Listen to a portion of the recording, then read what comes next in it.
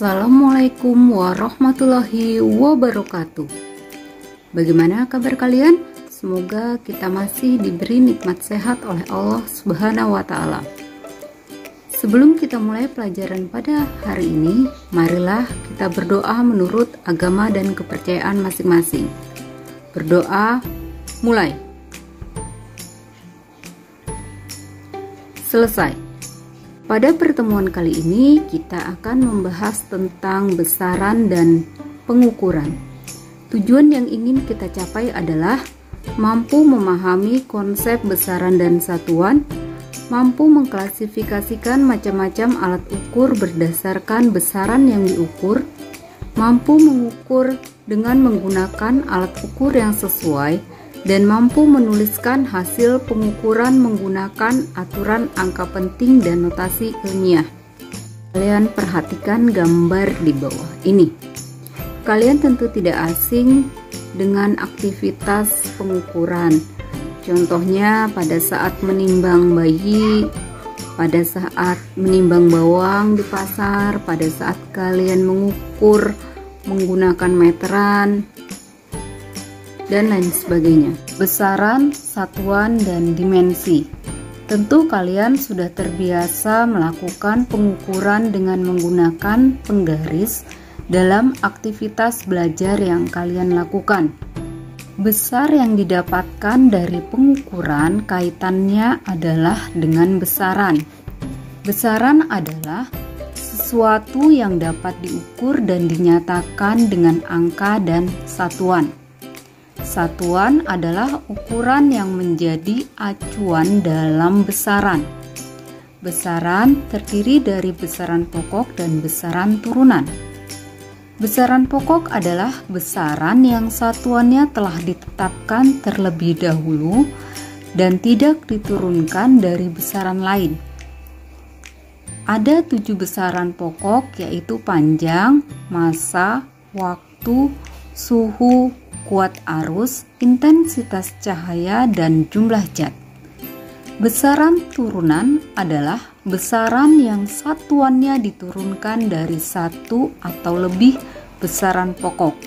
Misalnya luas, volume, kecepatan, percepatan, dan lain-lain.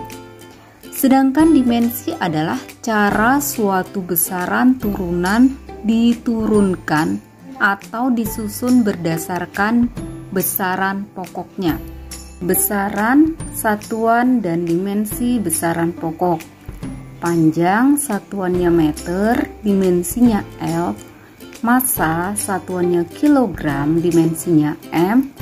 Waktu, satuannya sekon, dimensinya T. Kuat arus, satuannya ampere, dimensinya I. Suhu, satuannya Kelvin, dimensinya theta. Intensitas cahaya, satuannya kandela, dimensinya J, dan jumlah zat, satuannya mol, dimensinya N. Untuk dimensi biasanya dituliskan dengan kurung siku. Besaran, satuan, dan dimensi dari besaran turunan. Yang pertama, luas.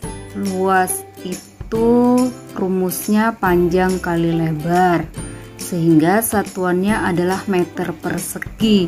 Dimensinya L kali L sama dengan L pangkat 2. Untuk volume, rumusnya panjang kali lebar kali tinggi. Karena satuannya meter kubik, dimensinya L pangkat 3. Massa jenis atau rho dirumuskan massa dibagi volume. Satuannya kilogram per meter kubik, dimensinya M per L pangkat 3 atau dituliskan ML pangkat min 3. Kecepatan rumusnya jarak dibagi waktu, satuannya meter per sekon, dimensinya LT min 1.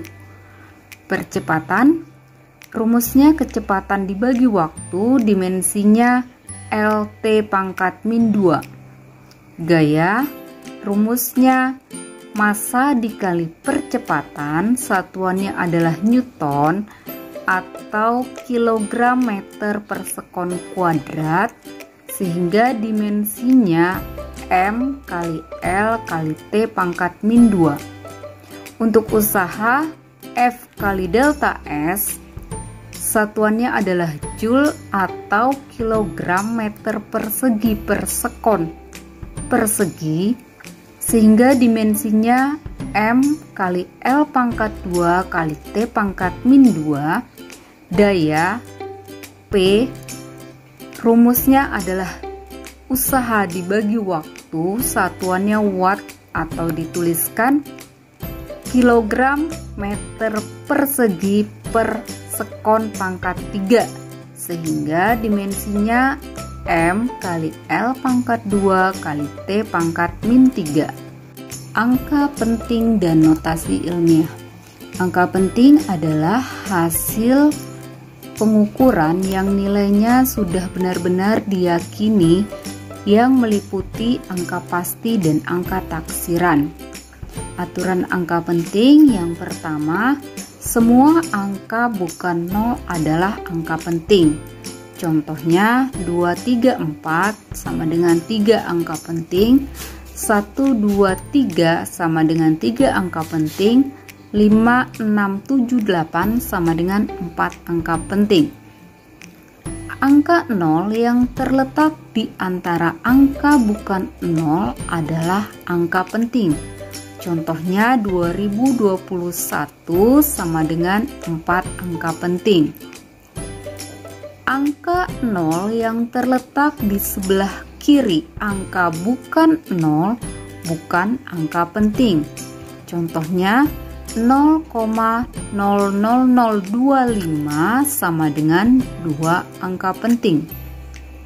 Angka 0 yang terletak di sebelah kanan angka bukan 0 bukan angka penting, kecuali ada tanda koma. Contohnya 5,0 sama dengan 2 angka penting, tetapi kalau 50 1 angka penting. Angka yang tertulis dengan notasi ilmiah ordenya bukan angka penting. Misal 2 kali 10 pangkat 5 sama dengan 1 angka penting. Operasi angka penting. Ada beberapa operasi angka penting. Yang pertama, penjumlahan dan pengurangan. Hasil dari penjumlahan dan pengurangan hanya boleh mengandung 1 angka taksiran. Contoh 273,2 ditambah 123,23. 273,2 yang merupakan angka taksirannya adalah 2. 123,23 angka taksirannya adalah 3. Sehingga kalau dijumlahkan menjadi 396,43, dibulatkan menjadi 396,4 karena hanya boleh mengandung 1 angka taksiran. Untuk pengurangan sama, 25,58 dikurang 1,32, 25,48, 8 adalah angka taksiran. 1,32 duanya adalah angka taksiran. Sehingga kalau dikurangkan hasilnya 14,16, hasil pengurangannya menurut aturan angka penting adalah 14,2. Perkalian dan pembagian. Hasil dari perkalian dan pembagian adalah memiliki jumlah angka penting sebanyak angka penting yang paling sedikit dari komponen perhitungan. Contohnya 5,95 dikali 2. 5,95 memiliki 3 angka penting. 2 memiliki 1 angka penting. Sehingga hasil akhirnya nanti adalah memiliki 1 angka penting. Kita kalikan dulu seperti biasa. 5,95 kalau kita kali 2 hasilnya adalah 11,90. Supaya hasilnya menjadi satu angka penting, kita ubah ke notasi ilmiah 1,19 kali 10 pangkat 1. Tapi kalau 1,19 kali 10 pangkat 1 masih 3 angka penting. Supaya jadi satu angka penting, kita bulatkan menjadi 1 kali 10 pangkat 1. Contoh yang lain, 5,26 dibagi 2,0. 5,26 memiliki 3 angka penting. 2,0 memiliki 2 angka penting. Sehingga hasil akhirnya nanti adalah 2 angka penting. Kita bagi seperti biasa, 5,26 dibagi 2,0 hasilnya adalah 2,63. Karena 2,63 itu adalah 3 angka penting, hasil akhir dari pembagian 5,26 dibagi 2,0 adalah 2,6. Akar dan pangkat. Hasil dari akar dan pangkat adalah sebanyak angka penting yang diakarkan atau dipangkatkan. Contohnya akar 169.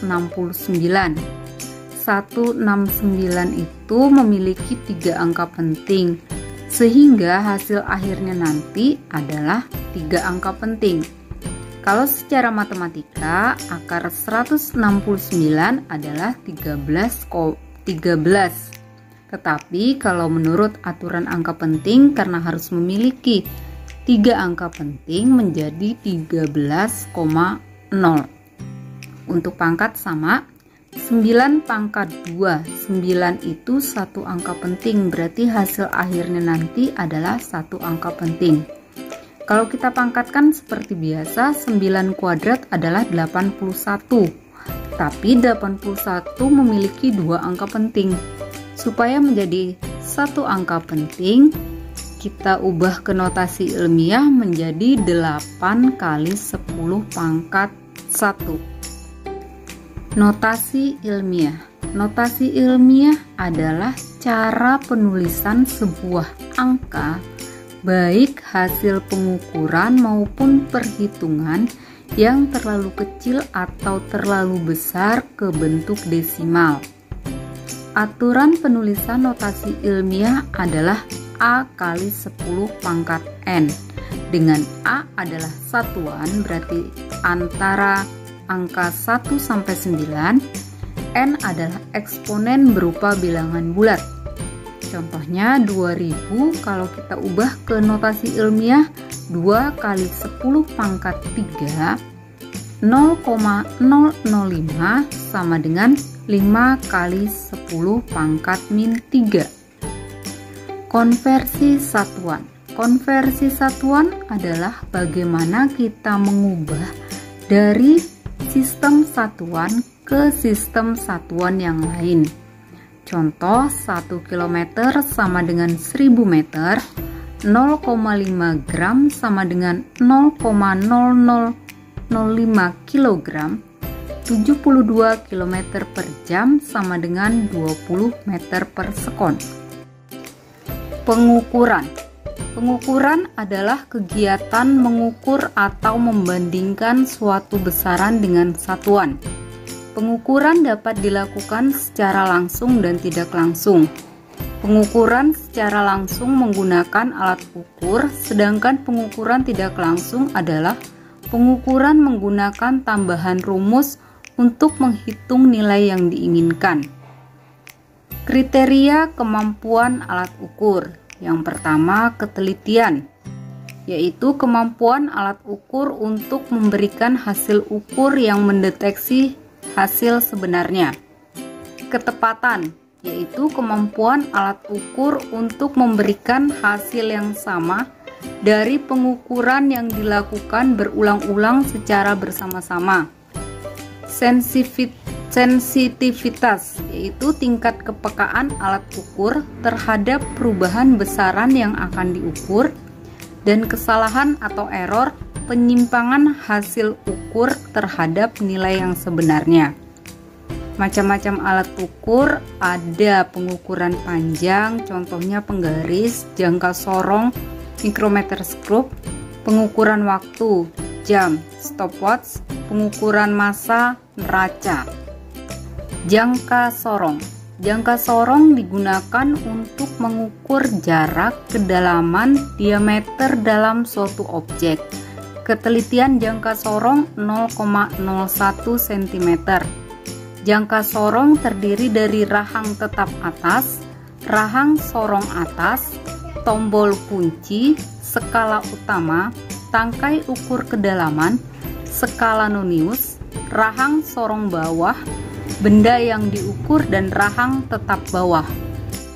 Cara membaca jangka sorong, yang pertama adalah kita tentukan skala utamanya terlebih dahulu sebelum angka 0 skala nonius. Dari gambar, skala utamanya menunjukkan angka 4,7 cm atau 47 mm. Pada skala nonius, kita cari yang sejajar dengan skala utama. Di situ ditunjukkan dengan angka 4, sehingga skala noniusnya adalah 0,4 mm. Pembacaan jangka sorongnya 47 ditambah 0,4 sama dengan 47,4 mm. Mikrometer skrup. Mikrometer skrup digunakan untuk mengukur panjang, ketebalan, dan diameter luar suatu benda. Ketelitian mikrometer skrup 0,01 mm. Mikrometer skrup terdiri dari landasan, skrup, lengan mikrometer, timbal, roda bergerigi. Untuk cara membaca mikrometer skrup, yang pertama kita baca dulu skala utamanya. Dari gambar, skala utamanya menunjukkan angka 5 mm. Skala nonius kita cari yang sejajar dengan skala utama. Yang sejajar dengan skala utama itu 42. 42 kita kalikan dengan 0,01 sama dengan 0,42 mm. Sehingga pembacaan mikrometer skrupnya adalah 5 ditambah 0,42 sama dengan 5,42 mm. Neraca. Neraca pegas atau yang biasa disebut dengan dinamometer adalah timbangan sederhana yang menggunakan pegas sebagai alat untuk menentukan massa benda yang diukurnya. Neraca Ohaus. Neraca Ohaus digunakan untuk mengukur massa dengan ketelitian 0,01 gram. Neraca Ohaus terbagi menjadi neraca 2 lengan dan neraca 3 lengan. Neraca 3 lengan memiliki 3 lengan dan 1 cawan tempat benda. Lengan depan memiliki anting logam yang dapat digeser dengan skala 0, 1, 2, sampai 10 gram. Masing-masing skala bernilai 1 gram. Lengan tengah skala bernilai 10 gram, sedangkan lengan belakang skalanya antara 100 hingga 500 gram. Neraca 2 lengan. Cara menggunakannya sama seperti timbangan biasa. Lengan 1 untuk meletakkan benda atau logam yang akan dihitung dan lengan 2 untuk meletakkan bobot timbangan. Dalam melakukan pengukuran, kalian tentu sering mengalami kesalahan. Penyebab ketidakpastian dalam pengukuran ada 3, yaitu kesalahan umum, kesalahan sistematis, dan kesalahan acak. Kesalahan umum adalah kesalahan yang disebabkan keterbatasan pada pengamat saat melakukan pengukuran. Kesalahan sistematik adalah kesalahan yang disebabkan oleh alat yang digunakan dan atau lingkungan di sekitar alat yang mempengaruhi kinerja alat. Contohnya kesalahan kalibrasi, kesalahan titik nol, kesalahan komponen alat, kesalahan paralaks. Yang terakhir, kesalahan acak adalah kesalahan yang terjadi karena adanya fluktuasi-fluktuasi halus saat melakukan pengukuran. Kesalahan ini disebabkan gerak Brown molekul udara, fluktuasi tegangan listrik, bising, dan radiasi. Setelah kita belajar tentang besaran dan pengukuran, kalian bisa melihat gambar beberapa alat ukur. Kalian tuliskan di kolom komentar apa nama alat ukur tersebut dan penggunaannya dalam kehidupan sehari-hari. Cukup sekian penjelasan dari Ibu. Sebelum kita tutup, marilah kita berdoa menurut agama dan kepercayaan masing-masing agar apa yang kita pelajari pada hari ini dapat dengan mudah kalian terima dan bermanfaat. Berdoa, mulai. Selesai. Ibu akhiri. Assalamualaikum warahmatullahi wabarakatuh.